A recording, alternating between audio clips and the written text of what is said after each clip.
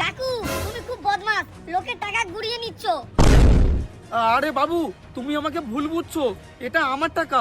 দেখো কাকু, মিথ্যে কথা বলবে না, আমি সব দেখেছি। ও আচ্ছা, এই তুমি দেখে ফেলেছো? ঠিক আছে, তুমি এই নাও 100 টাকা রাখো। আমি কি ভিখারি নাকি? আমার 250 টাকা লাগবে। তুই পাগল নাকি?